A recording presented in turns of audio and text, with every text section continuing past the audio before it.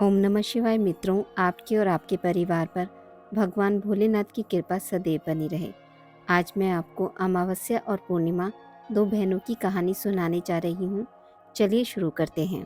एक राज्य में एक राजा और एक रानी रहते थे, जिनकी 4 संतानें थीं, 2 लड़के और 2 लड़की। एक लड़की का नाम पूर्णिमा था तथा दूसरी लड़की का नाम अमावस्या था। पूर्णिमा घर के कामों में निपुण थी और घर का पूरा काम करती थी और भगवान की पूजा अर्चना भी किया करती थी। इसके अतिरिक्त वह गौ माता की सेवा भी किया करती थी। और उसकी दूसरी बहन अमावस्या ना ही घर का कोई काम करती थी, ना ही भगवान की पूजा अर्चना करती थी और ना ही गौ माता की सेवा करती थी। पूर्णिमा सर्वगुण संपन्न थी, फिर भी राजा और रानी अपने दोनों बेटों तथा पुत्री अमावस्या को ही प्यार किया करते थे और वह पूर्णिमा से प्यार नहीं करते थे, उसके साथ भेदभाव करते थे। राजा के चारों पुत्र और पुत्री धीरे धीरे बड़े हो रहे थे।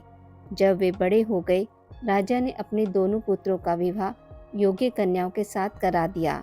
इसके बाद रानी ने राजा से कहा कि अब दोनों पुत्री विवाह योग्य हो गई हैं और इन दोनों का विवाह भी करवा दो। लेकिन पुत्री अमावस्या का विवाह किसी बड़े खानदान में कराना और पूर्णिमा का विवाह किसी गरीब परिवार में कराना, क्योंकि पूर्णिमा को केवल भगवान की पूजा पाठ ही करना पसंद है और गाय की सेवा करना पसंद है। अब रानी ने राजा को दोनों पुत्रियों का रिश्ता तय करने के लिए भेज दिया।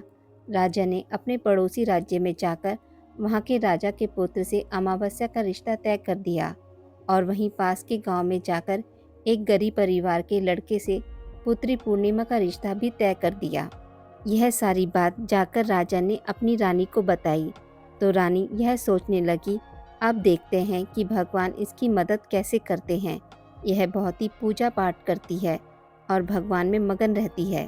पूर्णिमा का भाई और उसकी भाभी पूर्णिमा से बहुत प्यार करते हैं, क्योंकि पूर्णिमा उनके घर के कामों में उनका साथ देती है और कामों में उनका हाथ बटाती है। और वहीं उनकी दूसरी बहन अमावस्या उन पर अपना रूप जमाती है और घर का कोई कार्य नहीं करती। कुछ समय बीत जाने के बाद दोनों पुत्रियों का विवाह हो जाता है। राजा और रानी विवाह के बाद अपनी दोनों पुत्रियों को विदाई देते हैं। विदाई देते समय राजा और रानी पुत्री अमावस्या को बहुत सारा धन और दौलत देकर विदा करते हैं और पूर्णिमा को कुछ भी नहीं देते, खाली हाथ अपने घर से विदा करते हैं। इसके बाद दोनों बहनें अपने अपने ससुराल को चली जाती हैं। कुछ दिन बीत जाते हैं और एक दिन अमावस्या अपने घर पर शिवजी की कथा रखती है, जिसमें वह सभी गांव वालों को निमंत्रण देती है और अपनी बहन पूर्णिमा को नहीं बुलाती। जब गांव की सभी औरतें अमावस्या के यहाँ जाती हैं तो यह सब दृश्य पूर्णिमा अपने घर के दरवाजे के बाहर बैठकर देख रही होती है। तब वहाँ से गुजर रही औरतें पूर्णिमा से कहती हैं कि तुम्हारी बहन के यहाँ शिवजी की कथा रखी है, क्या तुम नहीं चलोगी? पूर्णिमा ने कहा, मुझे निमंत्रण नहीं आया है, मैं नहीं जा सकती। सभी गांव की औरतों ने पूर्णिमा से कहा, बुलाया नहीं तो क्या हुआ, भगवान शिव की कथा है, तुम हमारे साथ चलो। गांव की सभी औरतों की बात मानकर पूर्णिमा भी उनके साथ भगवान शिव की कथा में अमावस्या के घर चली जाती है। जब अमावस्या की नज़र पूर्णिमा पर पड़ती है तो वह कहती है कि तुम यहाँ कैसे चली आई, मैंने तो तुम्हें बुलाया नहीं था। खैर कोई बात नहीं, अब तुम आ ही गई हो तो चुपचाप बैठी रहना। और यह कहते हुए अमावस्या ने पूर्णिमा की गरीबी का मजाक भी उड़ाया। पूर्णिमा की आंखों में आंसू आ गए और रोते रोते मन ही मन में पूर्णिमा भगवान शिव से विनती करती है, हे भगवान, क्या पूजा पाठ करना गलत है? गौ माता की सेवा करना गलत है? आखिर मेरी गलती क्या है? आप मुझ पर अपनी कृपा दृष्टि कब बनाएंगे? पूर्णिमा बार बार भगवान शिव से यही कहती रहती। इतने में शिव कथा पूरी हो जाती है और अमावस्या भगवान का प्रसाद बांटने लगती है। वह सभी लोगों को प्रसाद देती है, लेकिन पूर्णिमा को वह प्रसाद नहीं देती। पूर्णिमा बिना प्रसाद के ही अपने घर लौट जाती है। रास्ते में वह यह सोचते हुए चलती है कि यदि बच्चे उसे कथा का प्रसाद मांगेंगे तो वह उन्हें क्या जवाब देगी। उसने सोचा कि वह अपने मायके, अपने भाई और भौजाई के यहाँ जाएगी और वहाँ से आते हुए बच्चों के लिए कुछ लेकर जाएगी। ऐसा सोचते हुए वह अपने घर वापस लौट आई। घर वापस लौटकर आने के बाद वह अपने पति और बच्चों से कहती है कि वह अपने मायके जा रही है। पति ने कहा ठीक है, और कुछ समय के बाद पूर्णिमा अपने मायके के लिए रवाना हो गई। चलते चलते रास्ते में एक चबूतरा आया जिस पर तुलसी का पौधा लगा था। उस चबूतरे पर एक बूढ़ी अम्मा बैठी हुई थी। वह कोई और नहीं, साक्षात तुलसी माता थी।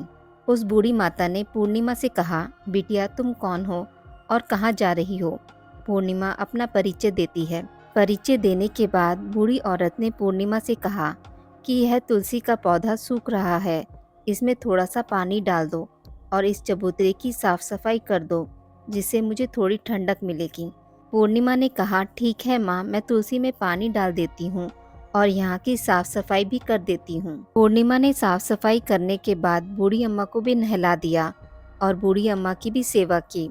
उनके पैर दबाए और बूढ़ी अम्मा से कहा कि माँ जी और बताइए मैं आपकी क्या सेवा करूँ, और कोई काम हो तो बता दीजिए, मैं कर दूँगी। बूढ़ी अम्मा ने कहा कुछ नहीं, अब तुम जाओ और वापस आते समय मुझसे मिलते हुए जाना। पूर्णिमा ने बूढ़ी अम्मा से कहा ठीक है माँ जी, मैं जाती हूँ।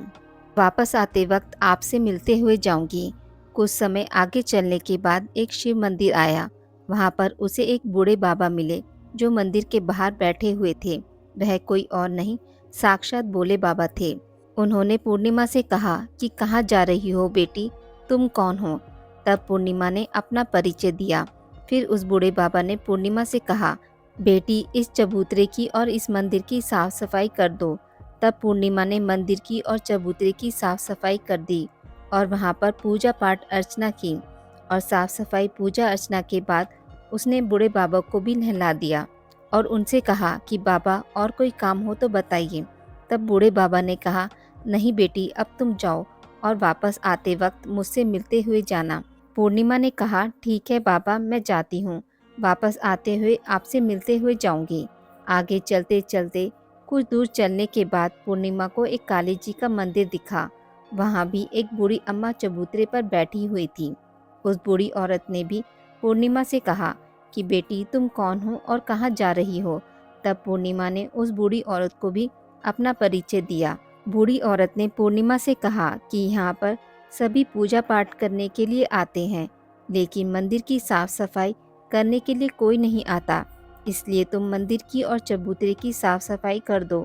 पूर्णिमा ने कहा ठीक है माता जी, और पूर्णिमा मंदिर की और चबूतरे की साफ सफाई कर देती है और पूजा पाठ भी करती है और माता जी का श्रृंगार कर देती है और उस बूढ़ी अम्मा को भी नहला देती है और बूढ़ी अम्मा के पैर दबाती है और कहती है कि सभी काम हो गया है माँ जी, और कोई काम हो तो बताइए। बूढ़ी अम्मा कहती है कि नहीं बेटी, अब तुम जाओ, लेकिन वापस आते वक्त मुझसे मिलते हुए जाना। पूर्णिमा कहती है ठीक है, और वह आगे चली जाती है। आगे चलते चलते एक नदी आती है। वहाँ पर भी एक बूढ़ी अम्मा बैठी रहती है और वह कहती है कि बेटी तुम कौन हो और कहाँ से आई हो? उसे भी पूर्णिमा अपना परिचय देती है। बूढ़ी औरत पूर्णिमा से कहती है कि नदी पर स्नान करने तो यहाँ पर सब आते हैं, लेकिन यहाँ की साफ सफाई कोई नहीं करता, इसलिए तुम इस किनारे पर साफ सफाई कर दो। पूर्णिमा कहती है ठीक है माँ जी, और वहाँ की साफ सफाई कर देती है और उस बूढ़ी अम्मा के पैर दबाती है और कहती है माँ जी कोई और काम हो तो बताइए।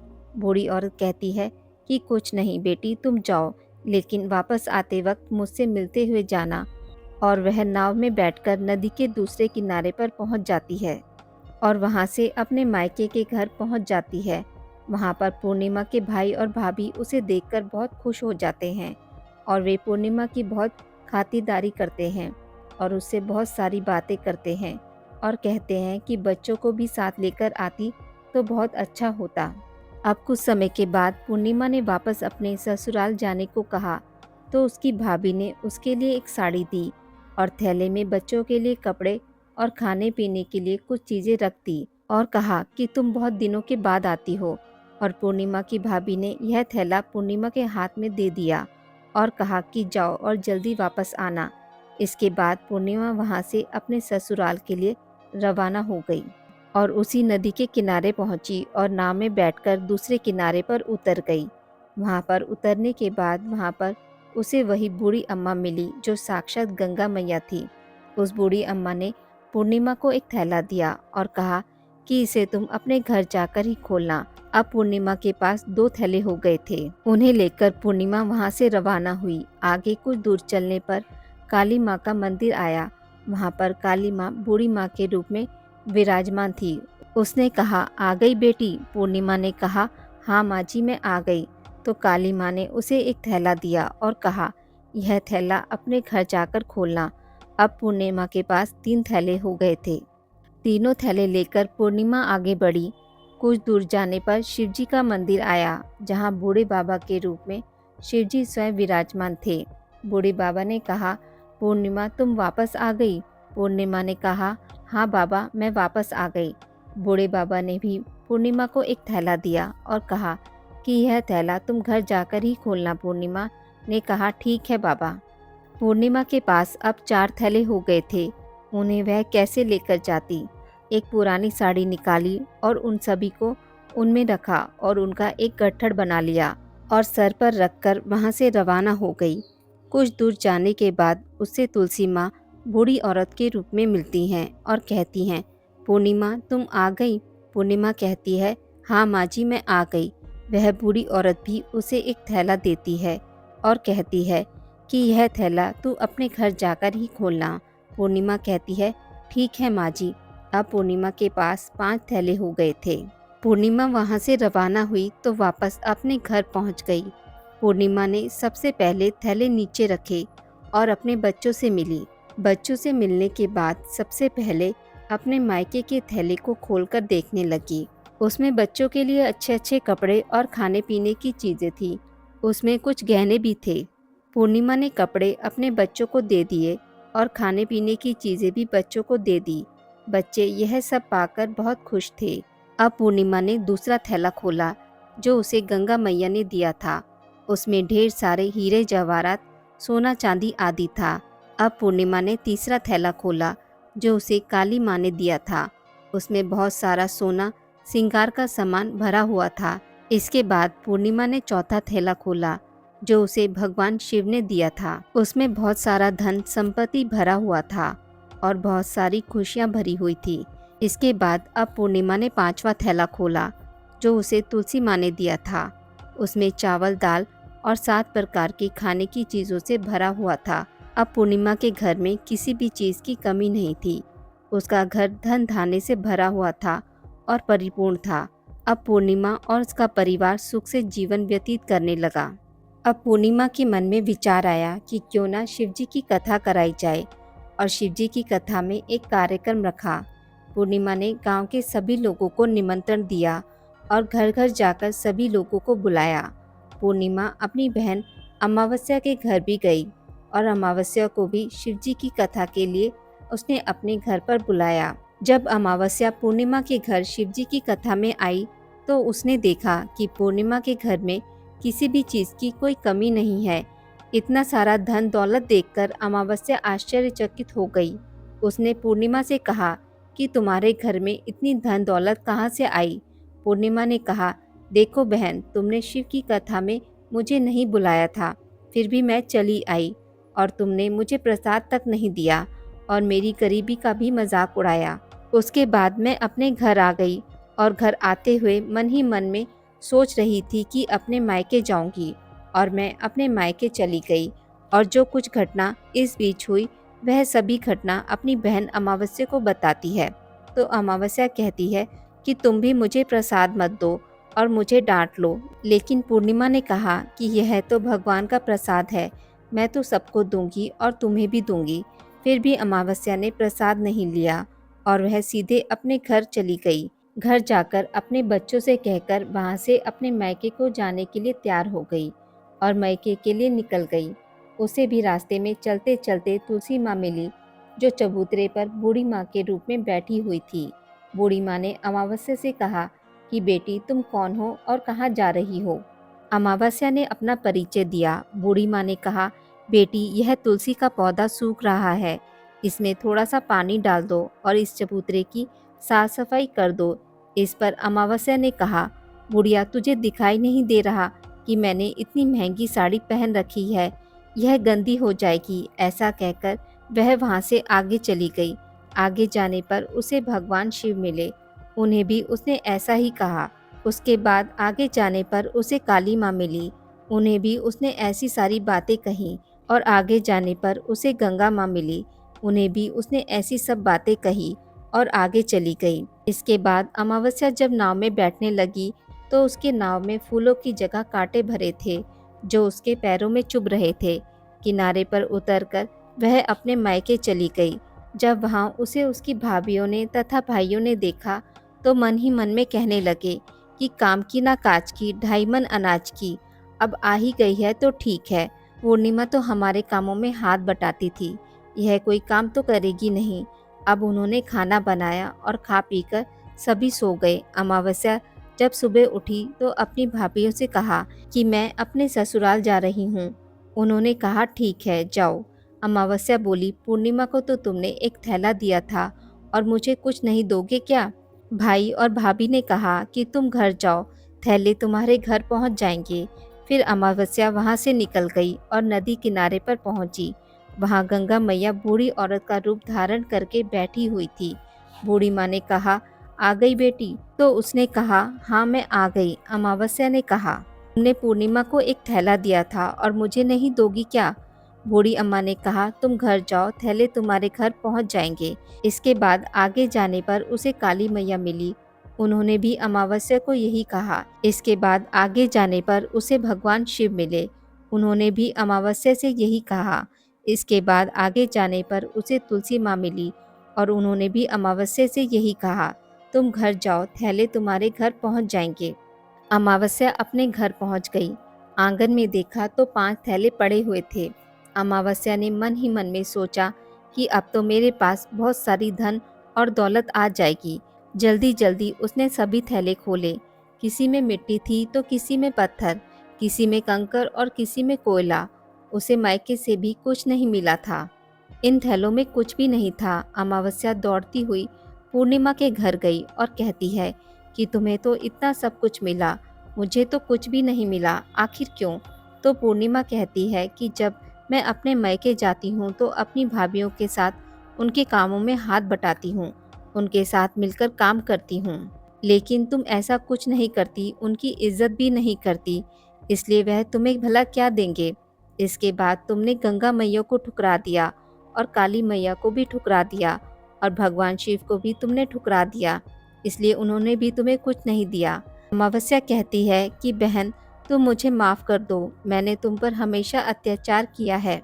मुझे कुछ नहीं मिला तो कोई बात नहीं, मैं भी भगवान की भक्ति करूंगी और सब कुछ प्राप्त कर लूंगी।